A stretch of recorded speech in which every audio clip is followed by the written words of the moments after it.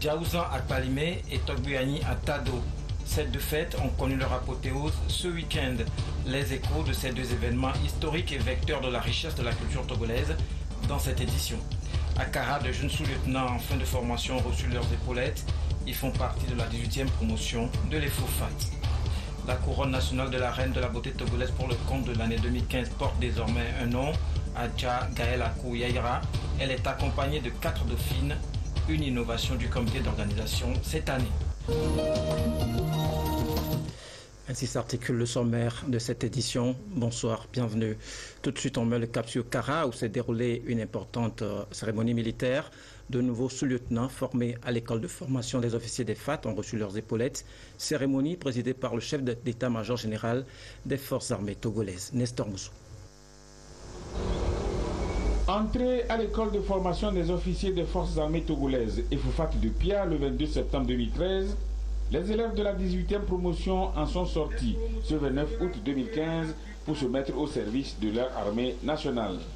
Cette 18e promotion est baptisée Promotion Nicolas Gruniski, qui fut le deuxième président de la République togolaise, avec pour parrain Alassane Dramane Ouattara, président de la Côte d'Ivoire. Je rends un hommage mérité à son Excellence M. Faure Essozina Gnassingbé, président de la République du Togo, chef des armées, dont le soutien sans cesse renouvelé sur tous les plans nous permet d'assurer une formation adéquate à l'EFOFAT. Je voudrais, par la même occasion, rendre un vibrant hommage au président de la République de Côte d'Ivoire, son Excellence M. Alassane Dramane Ouattara, parrain de la promotion sortante, pour l'honneur qu'il a bien voulu faire à ces jeunes gens en acceptant de parrainer leur promotion. Le clou de cette cérémonie a été la remise des épaulettes de sous-lieutenants aux élèves officiers. La 18e promotion de l'EFOFAT de Pia a un effectif de 36 élèves, dont 5 filles. Ils sont issus de 9 nationalités, 3 Béninois, 3 Burkinabés, 1 Ivoirien, 1 Gabonaise, 1 Guinéen, 4 Maliens, 2 Nigériens, 1 Tchadien et 20 Togolais.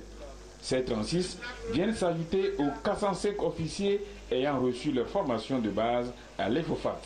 Sous-lieutenant de la promotion Nicolas Gruniski, je vous invite à emboîter le pas de vos anciens, de vos grands anciens, à garder en mémoire la préservation des idéaux les plus élevés de paix. Cher au chef des armées, son Excellence Faure Essozina Gnassingbé, et à ses homologues, à l'instar du parrain de votre promotion.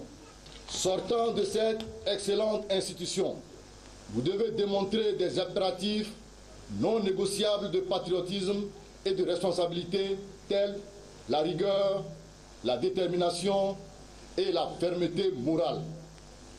Vous serez le rempart devant protéger vos concitoyens contre ces nouvelles menaces qui pèsent sur notre continent.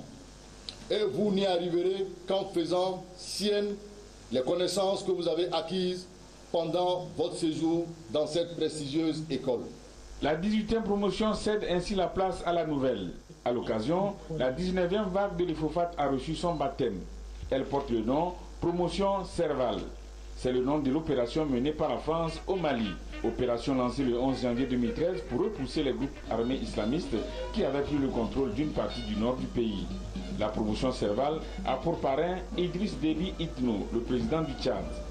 Les élèves de cette promotion ont fait leur entrée à l'EFOFAT le 28 septembre 2014. Cette école fête son 20e anniversaire cette année. Elle a été créée le 18 octobre 1995. Vous le voyez sur vos petits écrans, nous sommes à 64 jours du sommet de l'OMS sur la sécurité maritime. Les jeunes entendent y prendre une part active, regroupés au sein de l'Afrique des idées, un réseau international qui traite des problématiques de développement qui se posent en Afrique. Ils ont organisé samedi à Lomé une rencontre d'imprégnation sur les sujets inscrits à l'ordre du jour du sommet. Augustin Kossi, Christine Petit-Kialoudé. L'espace maritime togolais est un secteur clé dans le dispositif économique du pays. Plus de 80% des importations et exportations y sont effectuées.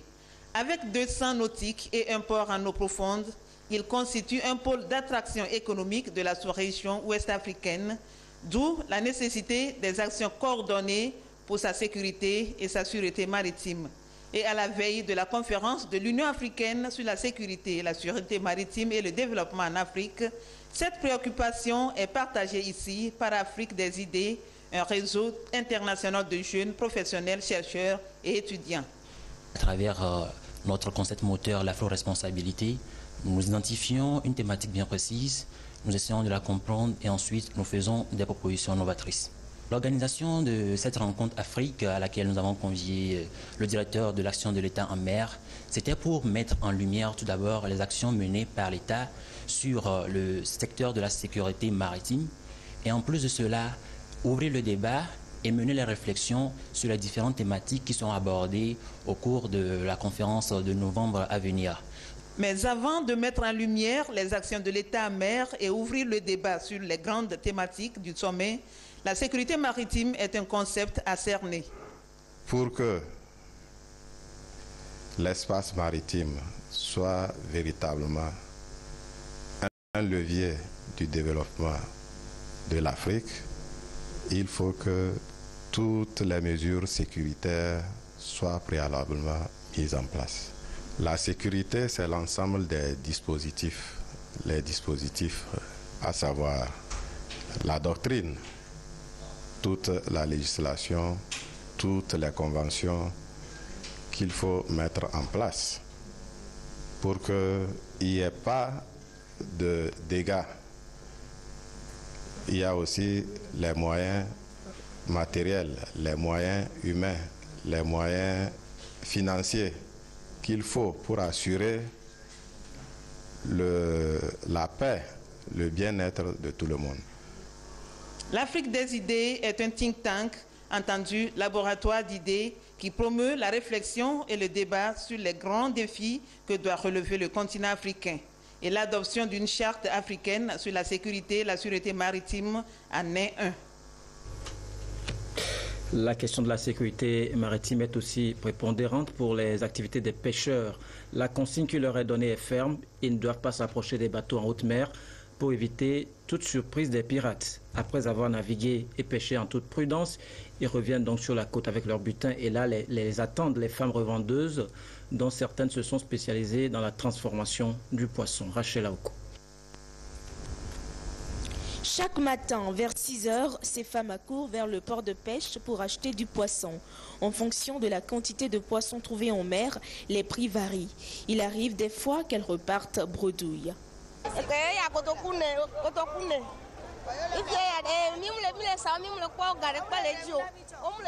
Ces poissons que vous voyez m'ont coûté 4 000 francs et c'est cher. Aujourd'hui, nous avons eu de la chance parce que des fois, on ne trouve rien.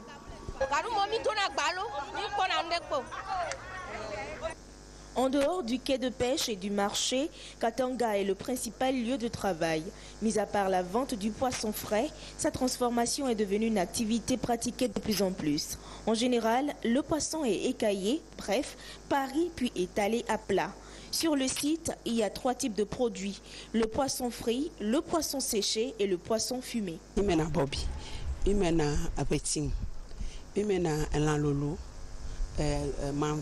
Nous fumons les petits poissons et les gros aussi. Lorsque nous amenons les poissons, nous les lavons, les séchons avant de les fumer. C'est une activité très rentable, mais par saison. Nous les vendons sur place et au marché. Nous allons même à Vaughan et Elavagnon pour les vendre. Plus de 400 femmes gagnent leur vie à Katanga. Elles viennent parfois des villages environnants pour monnayer quotidiennement leurs aptitudes à ce type de travail. Elles arrivent même à passer leur nuit à transformer les poissons.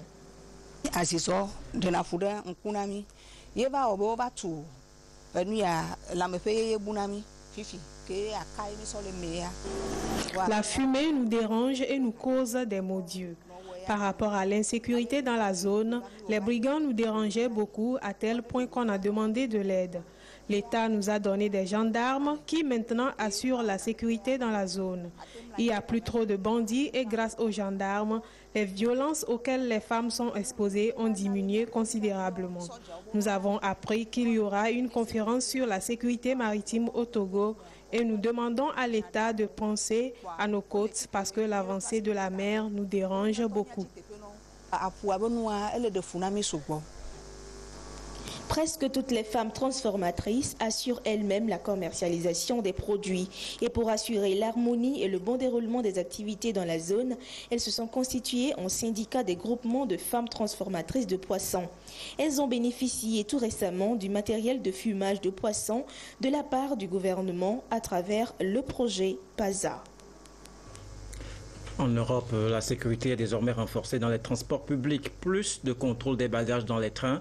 C'est ce que viennent de décider 9 pays européens reliés par les rails.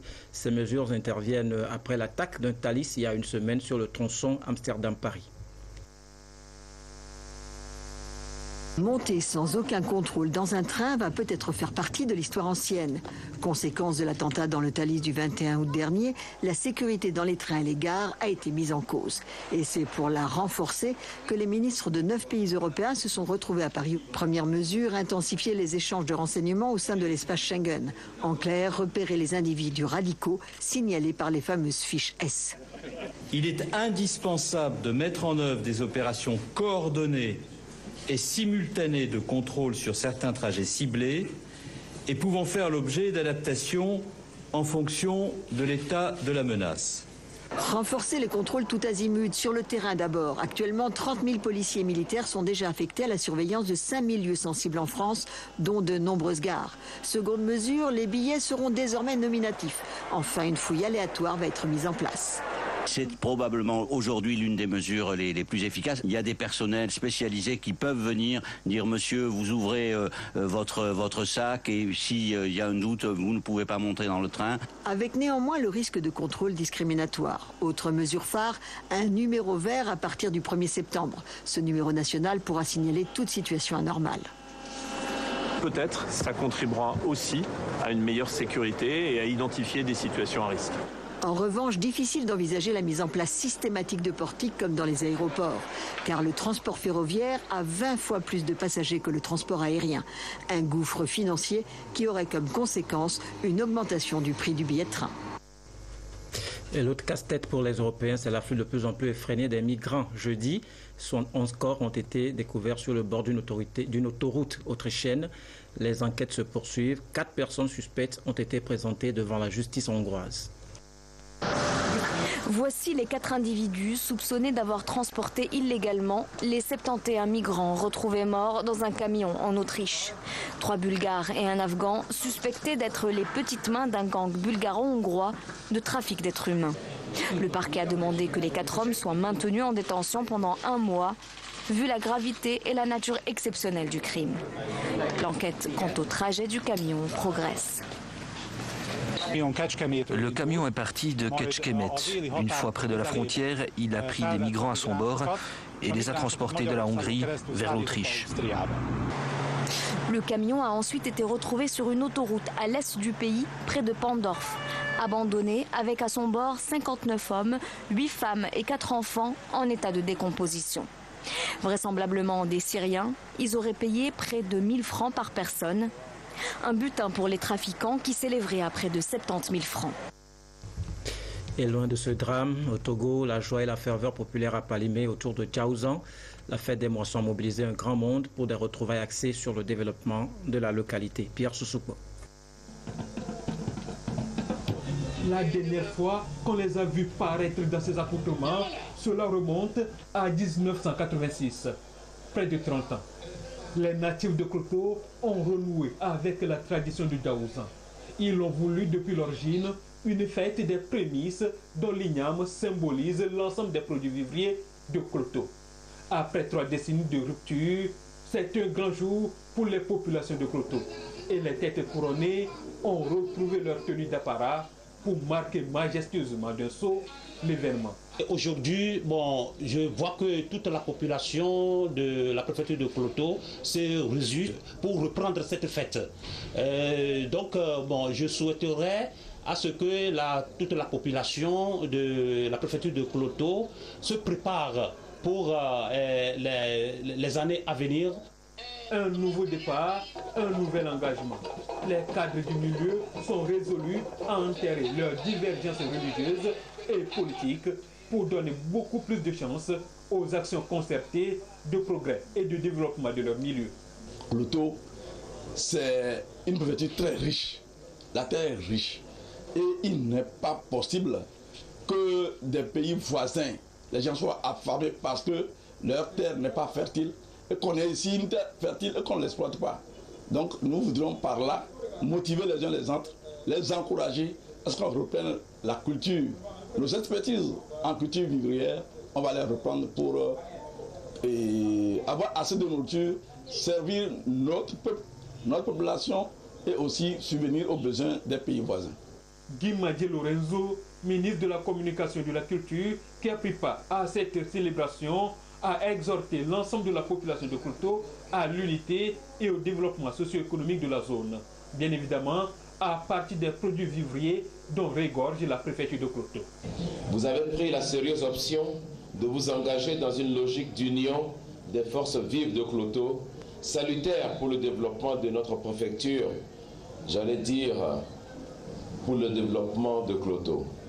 Vous devez être fiers d'exprimer votre identité, notre identité culturelle, et Djaouzan est l'occasion pour nous tous d'envoyer à tous et à chacun un message de paix, de fraternité, de solidarité, de réconciliation entre les filles et les fils d'une même nation, valeurs qui fondent notre développement. Au-delà de l'aspect culturel, nous devons porter un regard économique sur les programmes de nos fêtes traditionnelles. À cet effet, nous voudrions exhorter nos vaillants producteurs à plus d'ardeur au travail. La fête de Djaouzan, c'est bien l'affaire de tous dans cette partie de la région des Plateaux, une des zones cosmopolites par excellence au Togo. Et les diverses communautés ont marqué leur adhésion à l'événement à travers diverses prestations.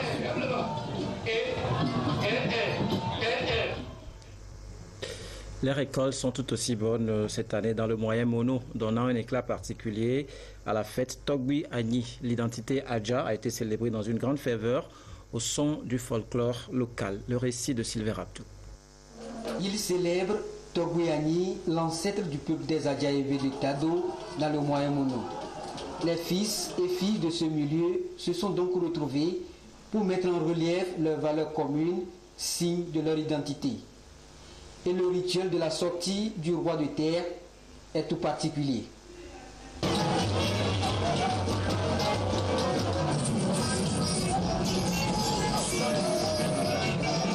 Le roi ne sort qu'une fois l'an, une pratique identitaire qui rassemble tous les ans le peuple des Adjaévé de la sous-région et d'ailleurs pour réfléchir et mettre leur expérience au service du développement de leur localité Tado. C'est une célébration qui permet de nous souvenir un peu de l'histoire du peuple Adja et de consolider notre fraternité. Nous souhaitons que ce soit une occasion pour nous tous de pouvoir célébrer notre fraternité. Cette fête permet de sauvegarder, de garder la mémoire sur ce qui peut être les cultures et les coutumes de nos pays, de nos contrées.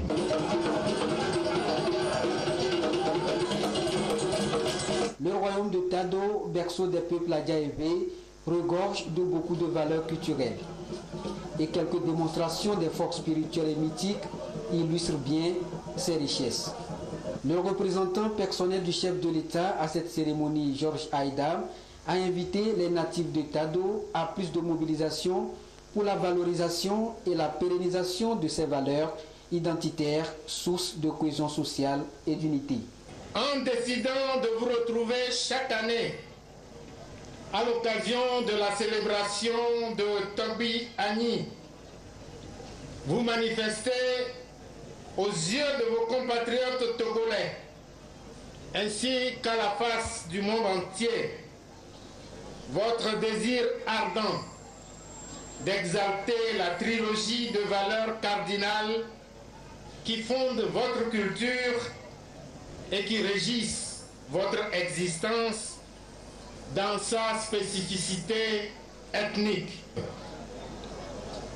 C'est pour toutes ces raisons que le chef de l'État ne ménage pas ses efforts lorsqu'il s'agit de promouvoir et de soutenir initiatives tendant à sauvegarder notre patrimoine culturel à travers la célébration des fêtes traditionnelles. La célébration de Togbuyani est également un moment pour remercier les membres des ancêtres et la terre nourricière pour l'abondance des récoltes et implorer davantage la bénédiction sur la population. Après une brève apparition, le roi de terre regagne son palais royal pour réapparaître à la même période l'année prochaine. À Baie, dans la préfecture du Golfe, pas de fête, mais un grand rassemblement pour évaluer le parcours de la communauté ces 4 dernières années. Le thème de cette assemblée générale statutaire en dit long, une seule communauté, une seule volonté de développement. Victorine Aïssa, Christine Pété-Kialoudé. L'unité, la force du développement durable. Les membres de l'association Baie, notre communauté, l'ont si bien compris et réorganisent depuis 7 ans les originaires du canton autour d'un idéal commun, celui de bâtir leur milieu dans l'union et la solidarité. Baie, notre communauté, dès sa création, s'est engagée à relever certains défis liés, entre autres, à la déperdition scolaire et à l'assainissement de leur environnement. Le programme du bureau exécutif issu de cette deuxième assemblée générale de l'association prend en compte toutes ces préoccupations. Nous avons 3 gros thèmes. Il y a d'abord le foncier, sur lequel nous travaillons avec le gouvernement. Nous avons 2 forêts sacrées, qui sont les seuls espaces verts dans l'agglomération de Lomé. Ceci nous paraît important, pas seulement pour les baies, mais pour toute la communauté de la ville de Lomé. Donc, qu'on s'occupe de cela. Nous avons la lagune. Il ne faut pas qu'elle devienne un dépotoir. Cette rencontre statutaire est également l'heure du bilan des activités menées par l'association. Malgré qu'il y a des défections, nous avons quand même pu réussir ce que nous avons fixé comme objectif. Celui de réunir tous nos compatriotes, nos concitoyens. Nous avons inscrit pas mal d'élèves que nous avons pris en charge depuis la classe de 6e. La communauté Baie regroupe 3 cantons, Amoutier-V, Baguida et Baie. Baie, notre communauté, est créée depuis 2008 et se maintient selon le président grâce à sa capacité à créer et à innover. Le programme d'appui à la réduction des émissions liées à la dégradation et à la déforestation au Togo est à sa phase de lancement. DAPAN est le point de départ d'une tournée nationale d'information et de sensibilisation des parties prenantes dans la gestion forestière. Des tournées qui permettront de faire l'inventaire forestier national premier du genre au Togo pour une gestion durable de ce projet. Désiré Aloy pour plus de précision. Les effets du changement climatique sont réels et si l'on ne fait rien, notre planète Terre ne sera plus vivable un jour. Au Togo, de multiples actions en faveur de la protection de l'environnement sont entreprises par le gouvernement et d'autres acteurs pour appuyer le secteur forestier marqué par une carence profonde en matière de connaissances et d'informations sur l'état actuel des ressources dans les forêts issues des domaines de l'État, des collectivités et des particuliers. Ceci empêche la gestion durable des ressources. Le programme d'appui à la réduction des émissions liées à la dégradation et à la déforestation au Togo, en abrégé PRORED, appuyé par le GIZ, reste une stratégie porteuse dans la protection des ressources forestières. DAPAN marque le point de lancement d'une tournée nationale pour un premier inventaire forestier national qui mettra à la disposition du gouvernement togolais des données quantitatives et qualitatives de base sur les forêts naturelles, les plantations et les arbres hors forêt dans le domaine forestier de l'État pour une gestion durable. Il faut voir comment reconstruire les forêts. Qu'est-ce qu'il faut investir, qui va gérer, combien de temps ça va durer, etc. Donc, toutes ces informations doivent être relevées au cours de cet inventaire forestier national et doivent être présentées sous forme d'une base de données au ministère de l'Environnement, mais aussi aux autres ministères, notamment l'agriculture, planification et aussi aux autorités régionales, pour que, sur base de l'état actuel des ressources forestières, on puisse prendre à partir de l'année prochaine des décisions de gestion de ces forêts. Une rencontre d'information et de sensibilisation donc des parties prenantes dans les savanes sur les activités du programme ProRed qui a 4 composantes, à savoir les conditions institutionnelles et techniques, la gestion durable ainsi que l'utilisation des terres. Des conditions qui permettront de contribuer à aboutir à de bonnes pratiques pour la protection et la gestion durable des forêts au Togo. La nuit dernière a été longue, mais le jour s'est finalement levé pour Adja Gaël Akouyayara. C'est elle qui a pu tirer son épingle du jeu lors de la finale de Miss Togo 2015. Elle incarne désormais la beauté de la femme togolaise pour une année et à ses côtés, 4 dauphines. Retour sur une nuit pleine de suspense avec Rachel Aoukou.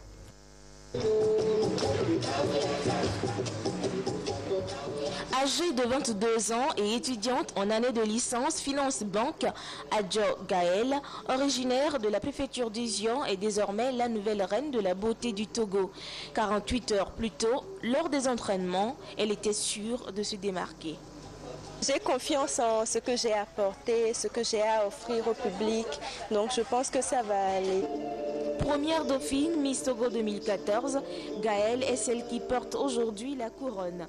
Elle a pour première dauphine Amoï Déby Astrid et Missité Kassaro Diana pour deuxième dauphine. C'est plus qu'un rêve qui se réalise aujourd'hui. Je m'y attendais un peu, mais à la dernière minute, après la question des 8, il faut croire que je n'étais pas très satisfaite de ma réponse, donc je doutais un peu.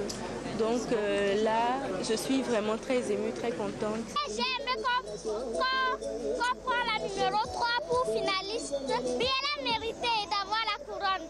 Je suis ravie, c'était celle que j'avais choisie, donc c'est parfait. J'ai pas raté, j'ai rien raté du tout, c'était vraiment parfait. Ce que les juges nous ont donné comme Miss, surtout le numéro 3, elle n'a pas démérité, elle a tellement mérité sa place.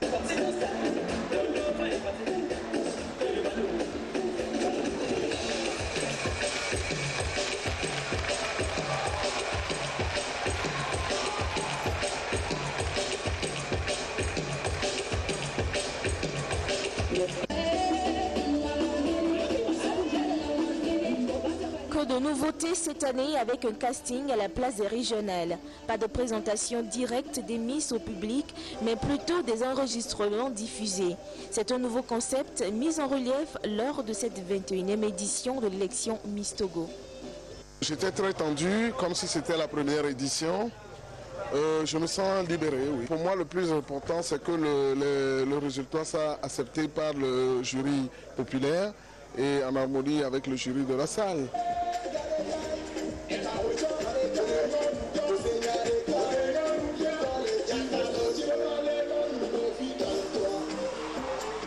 Et pour le ministre en charge de la culture, le gouvernement soutiendra toujours cette initiative qui apporte une nouvelle image à la culture togolaise.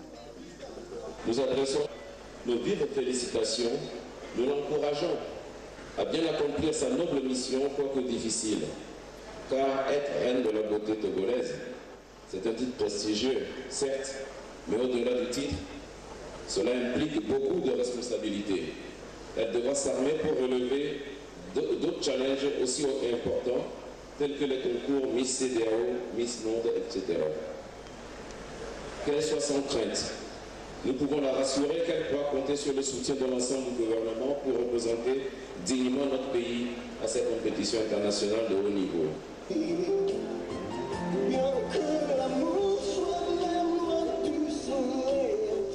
Une autre innovation cette année, la traditionnelle soirée des lauréats s'est déroulée dans la foulée de l'élection Miss Togo. Beaucoup de lots pour la Miss et ses dauphines, dont une Citroën C4, des bons pour soins de beauté, de l'immobilier et surtout un financement de 125 millions de francs CFA pour la réalisation du projet social de la Miss qui porte cette année sur l'entrepreneuriat des femmes démunies.